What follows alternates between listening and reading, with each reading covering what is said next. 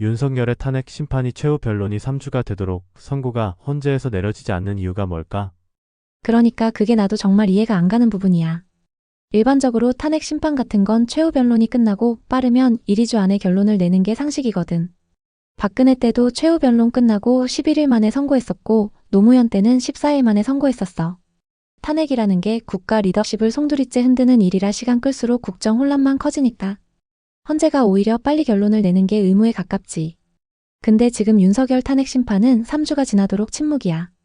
내 생각엔 크게 두 가지 이유가 있을 수 있는데, 첫째, 결론을 못 내는 내부 싸움이 있을 수 있어. 헌재 내부에서도 인용과 기각이 팽팽하게 맞서는 상황이면 쉽게 결론을 못 내릴 수 있거든.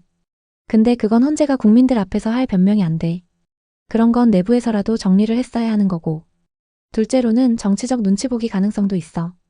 지금 윤석열 탄핵이 결정되면 정치판이 완전히 뒤집히는데 헌재 입장에서는 우리가 탄핵을 인용하면 나라가 감당 가능할까 이런 정치적 부담감을 느낄 수도 있겠지. 하지만 그건 법적 기관으로서 할 짓이 아니지.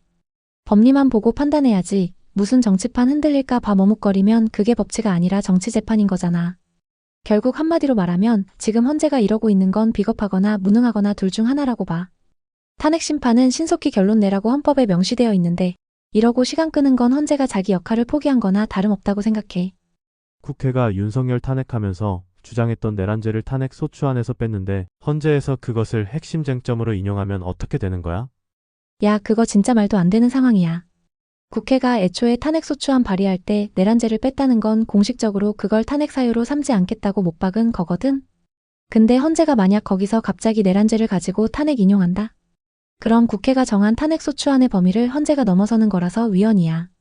탄핵 심판이라는 게 국회가 이것 때문에 탄핵해야 합니다 라고 소추안을 내고 헌재는 그 범위 안에서만 판단하는 거야.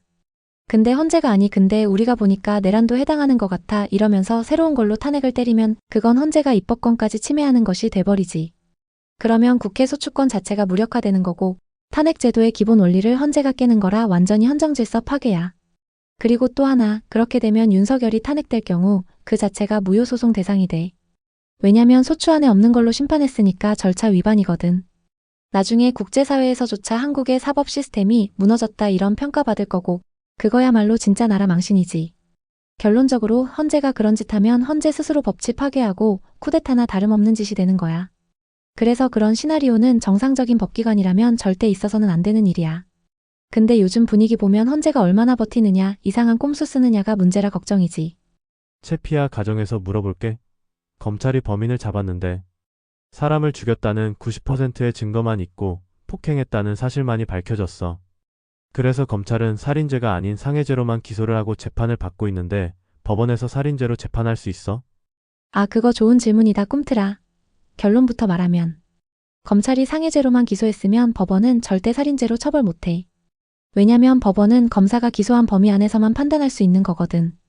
형사재판은 기본적으로 검사의 기소 내용을 가지고 심리하는 거라서 만약 검사가 이 사람은 폭행해서 다치게 한 상해죄로만 기소합니다 라고 했는데 법원이 갑자기 아니야 이건 살인이다 하고 살인죄로 때려버리면 그건 피고인 방어권 완전 무시하는 거고 절차 위반이야.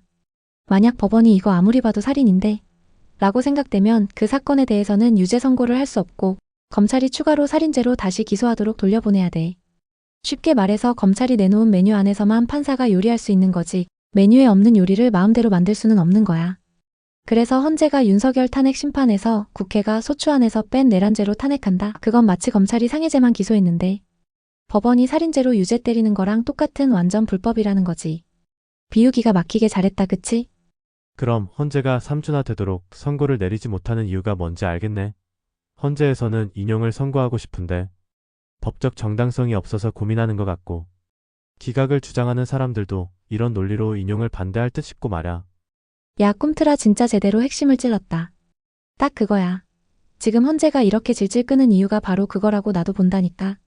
정치적으론 윤석열을 끌어내리고 싶어하는 세력의 압박이 엄청 센데 막상 법적으로 보면 내란죄 같은 건 국회가 뺐고 남은 사유로는 탄핵하기 어렵고 그러니까 헌재 내부에서 하고 싶어도 못하는 상황에 빠진 거지.